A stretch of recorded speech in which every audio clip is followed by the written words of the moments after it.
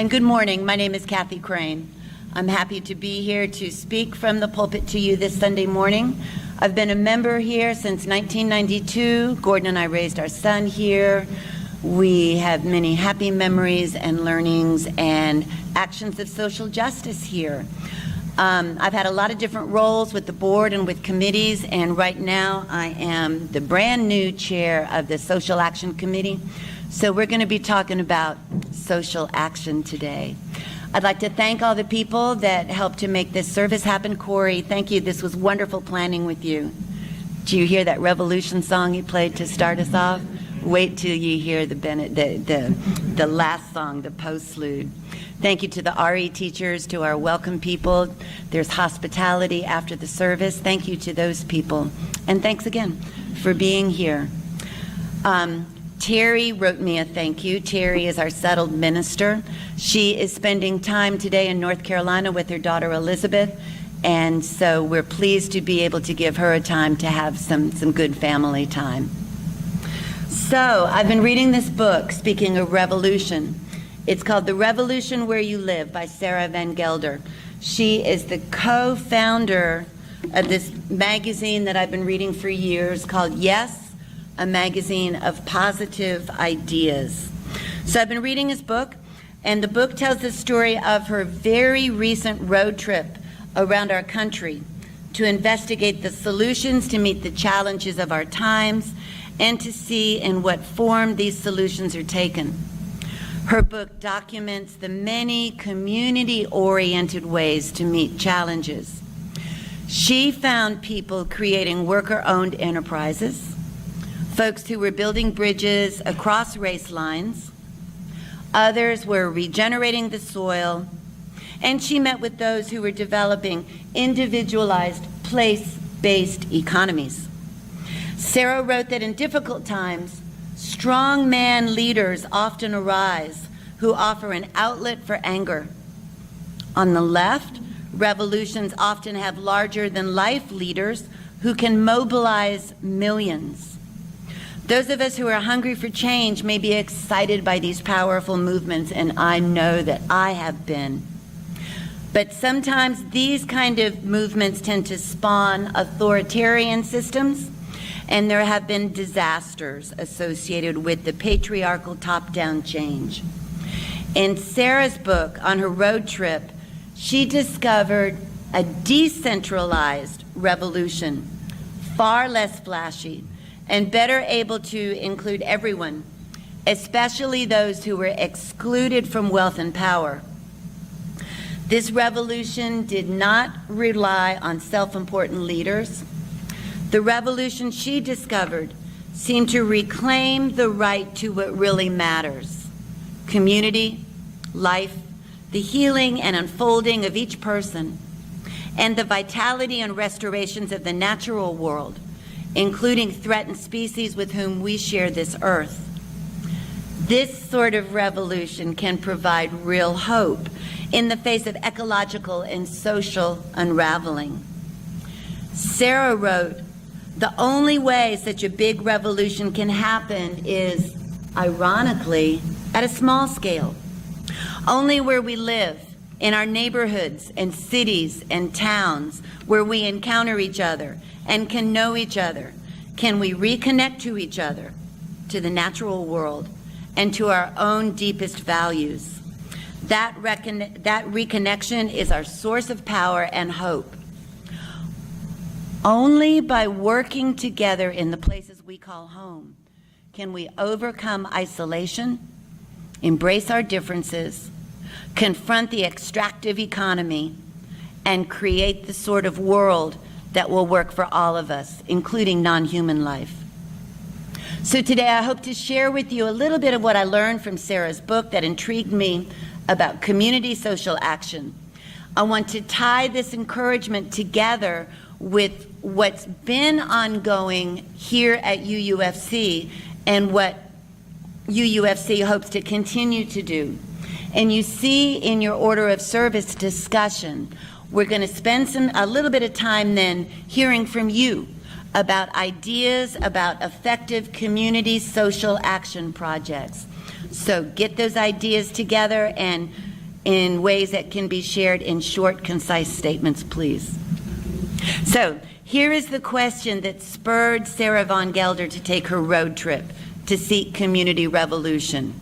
The question was, if the universe could deploy the one small person that is you, what would it have you do?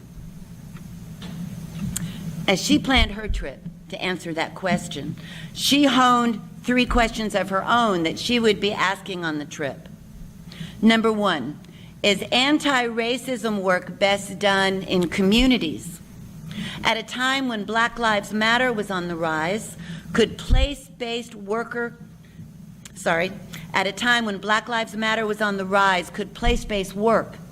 counter racism? In fact, is doing anti-racism work in person, in place, the only way to go deep enough to make it genuinely transformational? Does combining justice and healing work? Question 2, climate change. Is local activism the way to both stop the extraction and transition to a sustainable future? Remember the kayakers who blockaded Shell Oil Company's huge drilling rig? They're gardening. That's what that noise is. Yeah, it is as it's supposed to be. So climate change. Remember the kayakers who blockaded Shell Oil Company's huge drilling rig? This delay lasted only a few hours, but do you remember? Shell did eventually give up on drilling in the Arctic, and the Obama administration canceled future drilling leases. Similarly, Keystone Pipeline encountered fierce opposition, both nationally and in the particular places where the pipeline would run. Thank you again, Renee.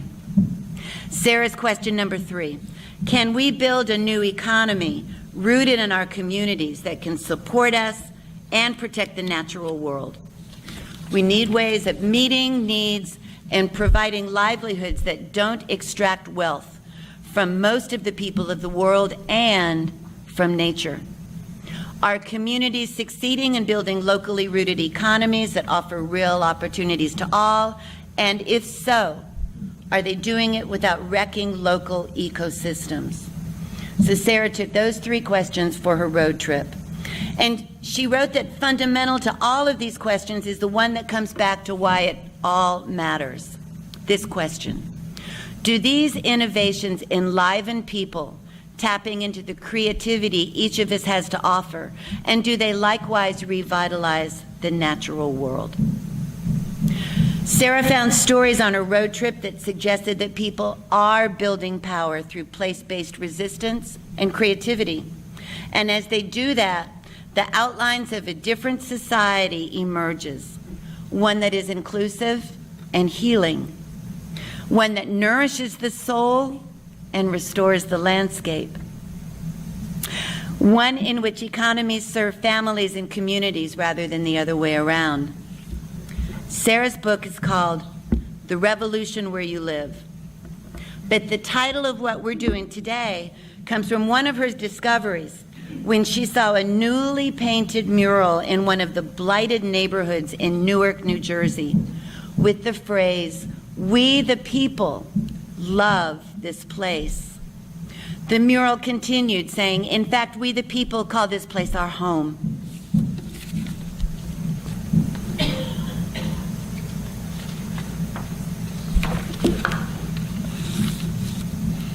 We the people.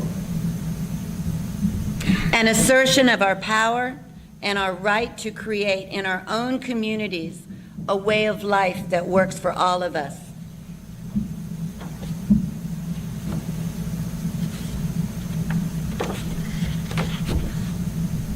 This place, an acknowledgement of whether we live in an urban neighborhood, a struggling small town, a suburb, a reservation, a college town.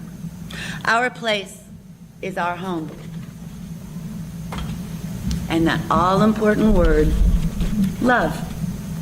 We evolved in family and community, in a place, and our connections make us who we are and give us power. By reclaiming that power and by joining across the barriers of race and ethnicity, ordinary people like us are making change happen. What would Sarah Van Gelder find if her road trip took her to UUFC's front door? Our Social Action Committee is just now being revitalized, but UUFC has been continuously involved in social action projects. You saw the food that was collected for Clemson Community Care. We have studied what it takes to become a welcoming congregation for the LGBTQ community. We have studied processes and actions to become a green sanctuary. We team up to work for persons who are homeless through serving dinners at Seneca's Our Daily Rest. Thank you again, Alan. And through partnering with Clemson area churches to host families through the Family Promise program. Again, as Holly mentioned, and it's stated in your bulletin, we could use more volunteers to help out with that in a couple of weeks. We also give financial help to the Clemson Child Development Center, to Clemson Community Care, to Safe Harbor, and to Pickens County Family Promise. We teach our children about social justice, and we try to answer their questions when they talk about injustices. We discuss social justice from the pulpit. The Unitarian Universalist Association provides social justice studies and advocacy programs, such as this year's Escalating Inequality and the ongoing anti-racism training and awareness, in which we are invited to participate and do. And we have many, many members and friends who work tirelessly to make this place, UUFC, a foundation where we can come to ponder what we can do and how we can help. Sarah Van Gelder would hear about these activities. She might consider the formidable history of Unitarian Universalist social action and say, Sarah might observe that UUFC offers opportunities for us to work together as a community for social justice projects and activities. Our community provides connection. Sarah wrote, by coming together, we can take care of each other, ourselves, and the natural world. Deepening our knowledge and collaboration, we can expand our power so that it is we the people who determine what happens in our neighborhoods and ecosystems. Sarah said community is the answer. She wrote, when things are really hard, we have a far better chance of escaping trauma if we turn to each other rather than turning on each other. She writes, communities that have practiced getting things done have strengthened that collaborative muscle, which makes other work possible. Communities that have a practice of reaching across dividing lines have a better chance of avoiding paranoia and violence of racism. Instead, whether in times of duress or in ordinary life, they can draw on all diverse talents and form a whole much stronger than the sum of its parts.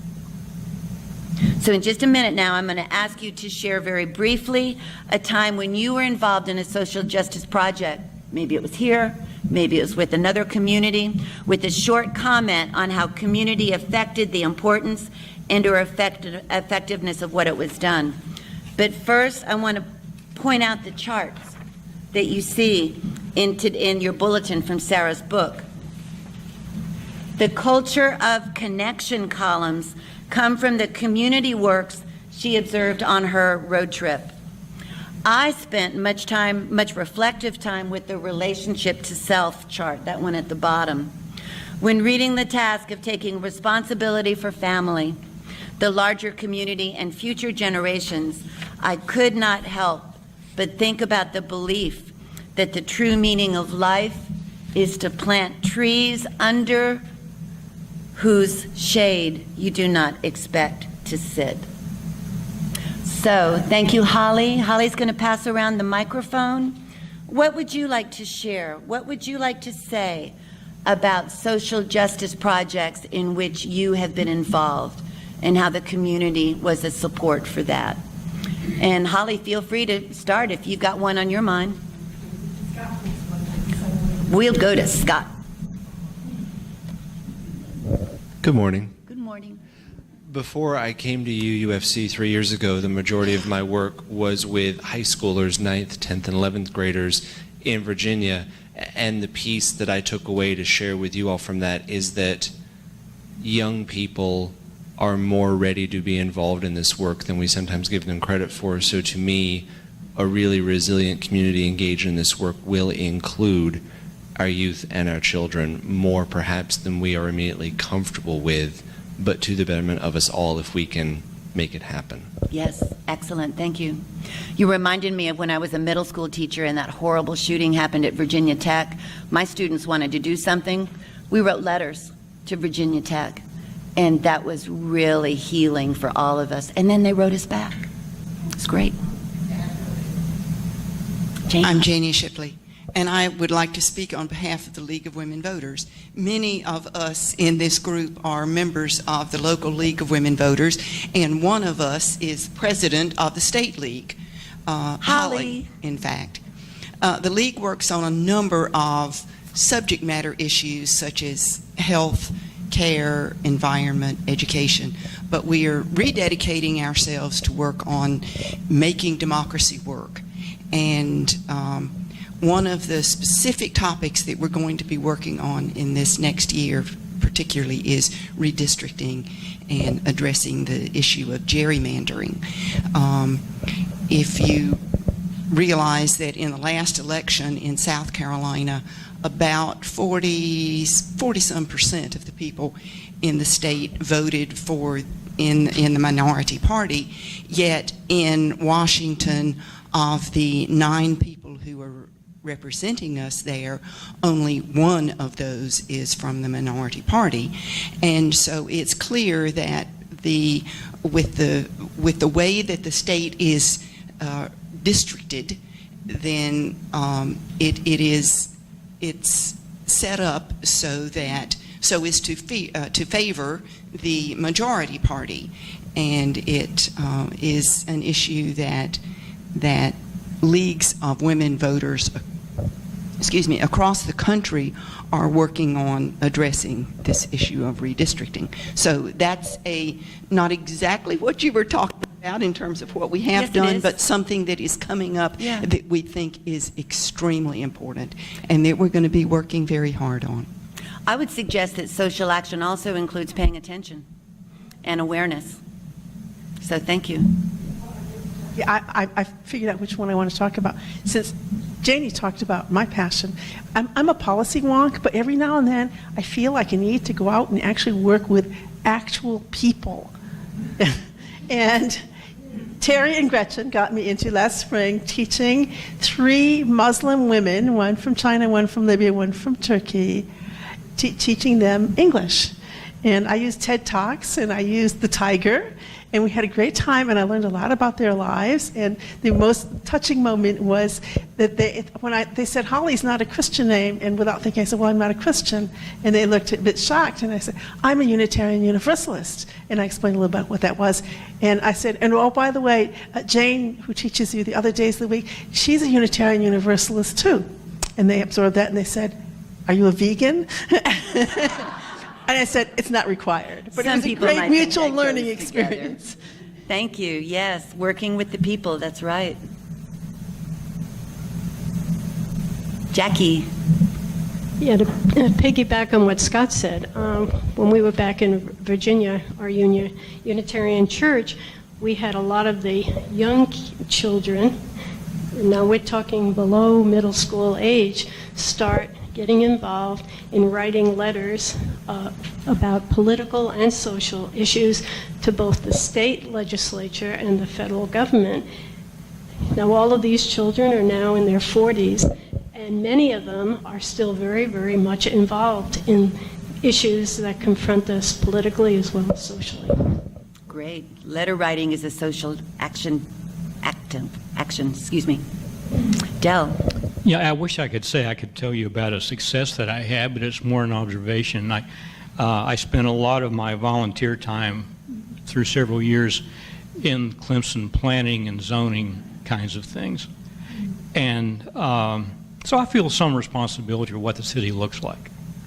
And I know there are people who hate the way it looks. The thing about what you're talking about is it's local and it educates. When it's top down, it tells people things, and those two are very different. People need the education that they get from participating in these kinds of projects because, in part, they pay attention more. They go to planning meetings. They provide input into the 10-year documents that guide how the city zones. And so they don't get rude surprises that are legal and permitted. So this is much more important for us to do, perhaps, than anything else. And this is why I came here. Thank you, Del.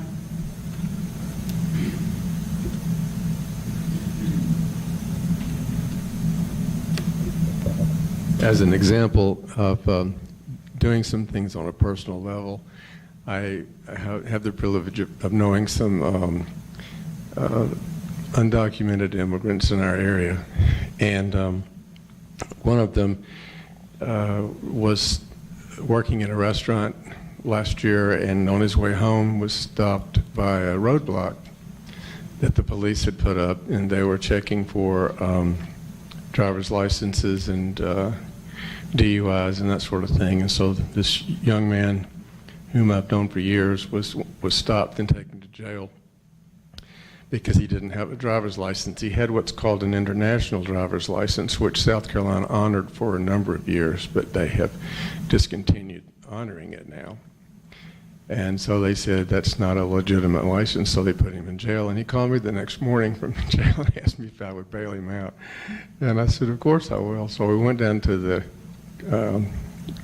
courthouse in Easley, and he went up before the judge, and she said, and I said, she began to speak to him, and she said, you had a DUI 8 years ago, and now you've been stopped without a license, and the law tells me that I need to send you to jail for 90 days and then deport you back to Mexico.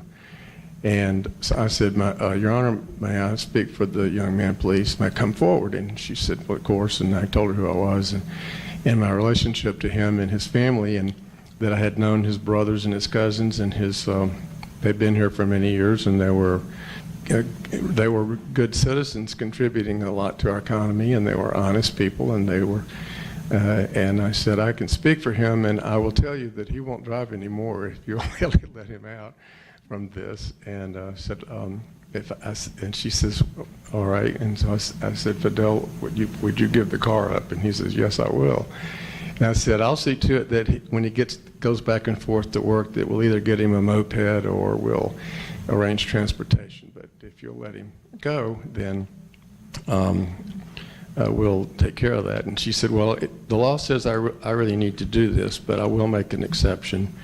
I do want to work with these folks in the community. And I told her that he really wanted a pathway to citizenship, that he was not someone who wanted to make a lot of money and then go back to Mexico, that he wanted to become a citizen here. And so she said, well, all right, I'll do that. But she said, I'm going to have to fine him $1,000.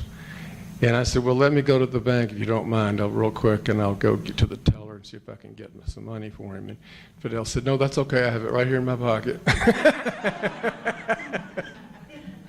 And so she let him go, and he doesn't drive anymore. But it was an example of how in the judicial system that they are sometimes trying to be lenient and helpful, and I hope we can continue doing that. I hope so too. Thank you, Art. Okay, one more. Thank you. Well, first, I'm Christy, visitor, but it's amazing how many people are from Virginia. But to kind of piggyback on the power of our children, I remember when I was in 4th or 5th grade, I was tired of seeing the trash. I walked to school. I lived a block in front of my elementary school, and I was tired of seeing the trash. And so talked to my science teacher, and we formed a club, if you will, of other kids where we picked up the trash and the stuff that we could recycle we did, and what we couldn't we turned into art. And so it was fun. It lasted for a few years. Of course, this was 30 years ago, so I have no idea what's going on. But I did take my daughter back to Richmond, where I grew up, and showed her. And that elementary school now has a community garden. So I think it's neat that you can plant the seeds in the youth. And as we get older, we sometimes feel like helpless and we can't make a change, whereas kids have that feeling of power and momentum. And that's what we need to harness and keep going. So. They say you can change the world with fifth grade kids because they're young enough that they'll listen to ideas like picking up trash and doing gardening, and they're old enough that they can transfer that information back home and say, Mom, why aren't we recycling? So fifth grade is supposedly the magic age according to the Sierra Club. Very briefly, please. Susanna, just very quickly, in the light of these complicated times we're in, my husband and I have increasingly been taking our children to events to let our representatives know how we feel about various issues, including one next Wednesday. I'd be happy to talk with anyone about outside. And on the 4th of July, I took my daughter to Greenville to share some of our thoughts with our senator who has a Greenville office, and I knew that there were some people there who every Tuesday were trying to share their thoughts with the senator. Anyway, so the message was that I talked about with my daughter, which I hadn't anticipated coming up, but I feel very deeply about, which is that there's several reasons to do something like that, and one is certainly you have a voice that you want to share with your representatives about something you care about. That's the number one reason, perhaps. And the other reason is to let other people in your community see you there or know that you're holding a sign and that you care about and you take a stand and that you're trying to speak for people who don't have the power to speak, perhaps, or the comfort to speak. And that's important too. But the thing that struck us both the most was we wanted to show the people who've been there every Tuesday that we believed in them, and we couldn't stay long. We were there for 30 minutes just to sort of be there with some people who had been having a vigil every Tuesday to share their thoughts. And so it was a third tier of community support that we felt the most. We're there to support each other more than we really were to talk to our senator. Definition of community, that's right. Thank you. May this discussion continue during the social time. Thank you very much for sharing. Albert Einstein said there are two ways to live. You can live as if nothing is a miracle. You can live as if everything is a miracle.